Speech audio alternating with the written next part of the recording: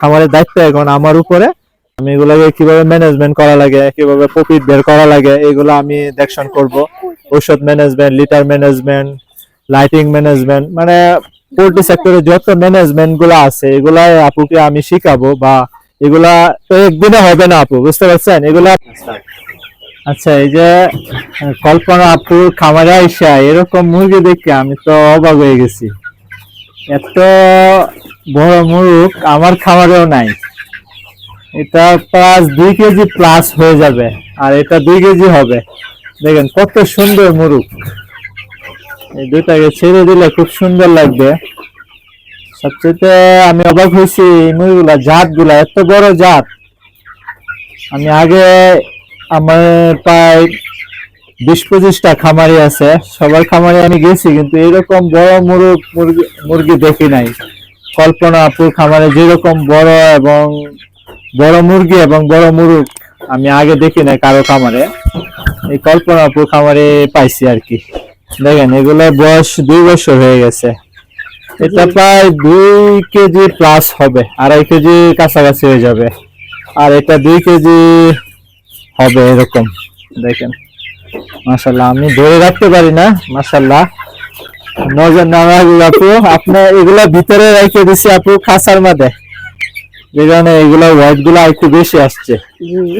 বাইরে মুরগগুলা ওগুলা বয়স কিরকম? একই তিনজনের একরকম সমবয়স।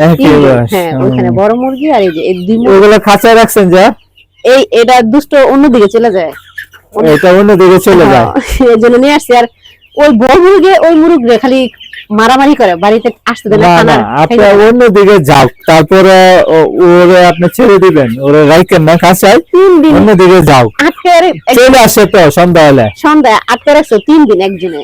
আবার খুঁজে গিয়ে আনছি পরের থেকে আর ছাড়ি না। যে এই লোকে আটকে রাখছে ওই লোকে আবার মুরুগ আমি আটকানোর পর আইসা আবার জিগায় যে ভাবি আপনার যে বড় মুরুগটা কি জব করে ফেলছেন নাকি বিক্রি করে ফেলছেন? আমি কেন, এখন যে আমাদের বাড়ি যায় না। উনি 3 দিন আটকে রাখছিল, 3 দিন আটকে রাখছে, আমার বাড়ি থেকে আমি আনছি মুরুগ। আনছেন? আচ্ছা আচ্ছা, সেজন্য আর ছাড়ি না। আসলে এটা দেখলে যে কেউ লুক লাগবে, ঠিক আছে, আটকা রাখাটাই স্বাভাবিক, ঠিক আছে। এত মুরুগ, ঠিক আছে, তাহলে আমরা এটা রেখে দিই। আপু কল্পনা আপুর সাথে কথা বলবো। এটা আমার দিয়ে দেন, আমি কৃত্রিম প্রজনন করবো না, যেটা অন্য বাড়িতে চলে যা। এইটা করার জন্য আমি রাখছিলাম। হ্যাঁ, করার জন্য রাখছিলেন? জি, যে এটা ভাই আসুক, আসলে পছন্দ হয়েছে এর জন্য আর কি।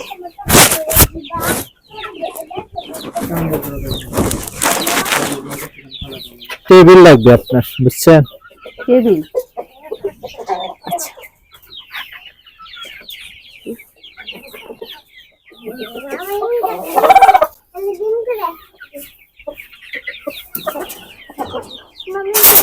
এগুলো অনেক প্রসেস করে পরে করা লাগে।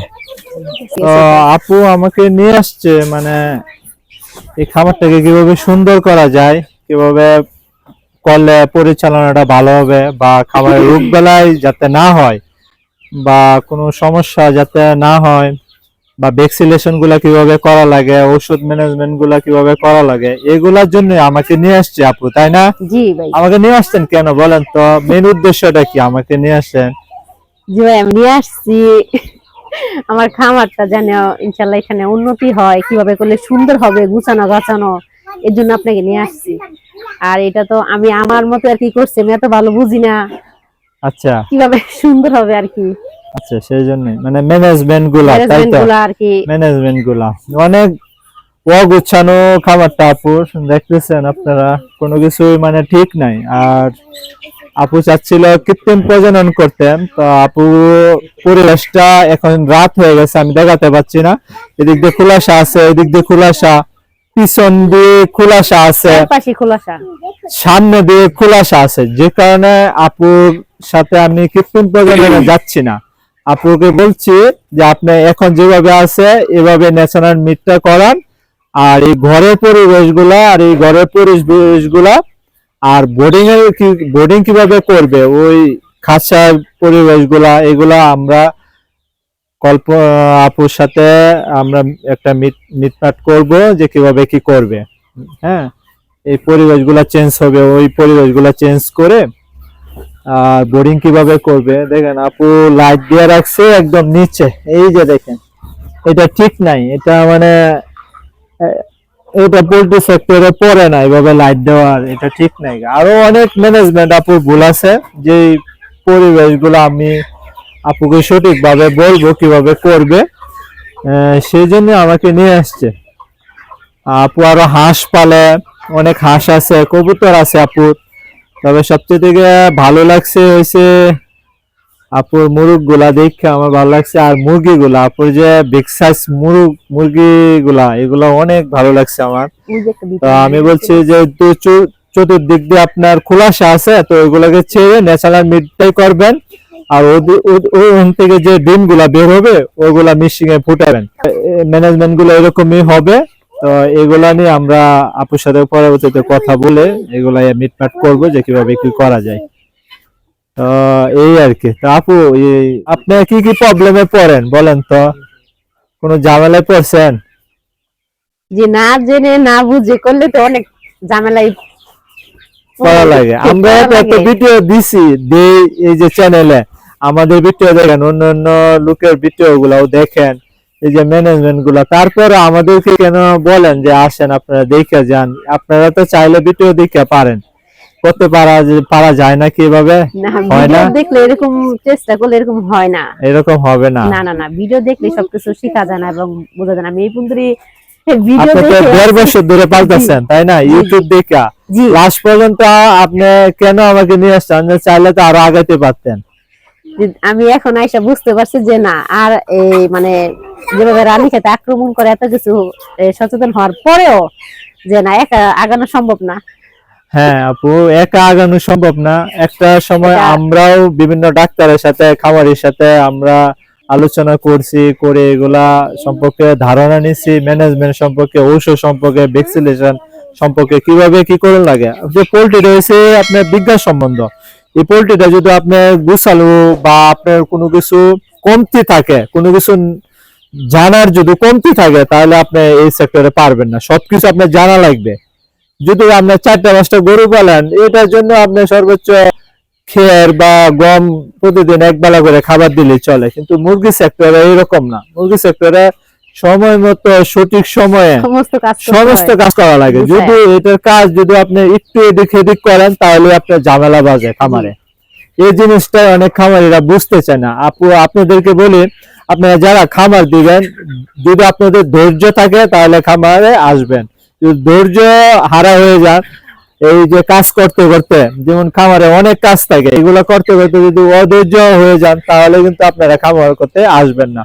আর আপু আমি আসার আগে আপনাকে কি বলছি, যে আমার সাথে কাজ করলে কি করতে হবে? ধৈর্য থাকতে হবে, ধৈর্য থাকতে হবে। আর কি, আর কাজ করা লাগবে। আপনার কাজ না করলে তো আপনার হবে না। আমি সবকিছু আপনাকে বুঝিয়ে দিতে পারবো, কিন্তু আপনার কাজগুলো তো আপনার করতে হবে। হ্যাঁ, আমারগুলো আমার গোছাই, কাজগুলো আপনার করতে হবে। তো আপু বাসায় আপনি একাই থাকেন? ভাই কোথায়? মালয়েশিয়া থাকে। ভাই দেশের বাইরে থাকে, আর আপু এই খামারটা দেখশন করে, এই আর কি। তো আমি এখন এগুলা নিয়ে আর কি দেখবো। এগুলা খামারের দায়িত্ব এখন আমার উপরে। আমি এগুলাকে কিভাবে ম্যানেজমেন্ট করা লাগে, কিভাবে প্রফিট বের করা লাগে, এগুলো আমি দেখশন করব। ঔষধ management, litter management, lighting management, মানে পোল্ট্রি সেক্টরে যত ম্যানেজমেন্ট গুলা আছে, এগুলাই আপুকে আমি শিখাবো। বা এগুলা তো একদিনে হবে না আপু, বুঝতে পারছেন? এগুলো আপনি যখন সমস্যায় ঝামেলা পড়বেন, আমার সাথে যোগাযোগ করবেন, আমাকে লক দিবেন, তখনই আপনি সমাধান দিব। তখনই আপনি ওই ঝামেলার থেকে যখন এই সমাধানটা পাবেন, তাহলে একটা সমাধান আপনি পেয়ে গেছেন। যখন আরেকটা সমস্যায় পড়বেন, আরেকটা সমাধান দিলাম, ওই আরেকটা সমাধান আপনি শিখে গেলেন। এভাবে মনে করেন যে আপনার 1 বছর 2 বছর এভাবে মনে করেন যে শিখা লাগবে। একদিনে কিন্তু আমি যদি আজকে 2-3 ঘন্টা আপনার সাথে বসে আমি বললে যাই, তাহলে আপনি তো এটা মনে রাখতে পারবেন না। 2 ঘন্টা বা 5 ঘন্টা বসে দেখতে আমি সব ম্যানেজমেন্ট আপনারা বললে যাবো, কিন্তু হবে না, পারবেন না, আপনি মনে রাখতে পারবেন না। ঠিক আছে? এই জন্য যেগুলা যে সমস্যায় পড়বেন, এই সমস্যার সলিউশন আমি দিব। পরবর্তীতে আপুর যে বড় ব্যাক সাইজ মুরগিগুলা, এগুলা পরের ভিডিওতে আমি তুলে ধরবো ইনশাল্লাহ। এগুলা দেখাবো আপনাকে, খুব সুন্দর মুরগি, যে আপনারা দেখেন মুরগিগুলা খুব সুন্দর। তাও আমি রাত্রেবেলা চেষ্টা করছি কিছু দেখানোর জন্য, দেখাতে পেরেছি, বাকিটা দেখাবো। আর আপুর পরিবেশটা আরো চেঞ্জ হবে বলতে আপু মনে হয় এই মাটিতেই পালবেন আপনি মুরগি, বুঝতে পারছেন? জি মাটিতেই পালবেন, বাট বোর্ডিং এর জন্য আলাদা একটা ব্যবস্থা আমি করব, সেটা আমি বলে দেবো কিভাবে বোর্ডিং করবেন। ঠিক আছে? এই যে এত লাইট মেট জ্বালা রাখছেন, এগুলো তো দুনিয়ার বিল উঠতেছে, এগুলো তো দরকারই নাই, এগুলো শুধু ফ্যান সাদা অফ করে একটা লাইট দিলে চলতো। সামনে নেক্সট ভিডিও যদি আমি করি তাহলে আসবে ইনশাল্লাহ। তো সবাই ভালো থাকেন, সুস্থ থাকেন, আসসালামু আলাইকুম।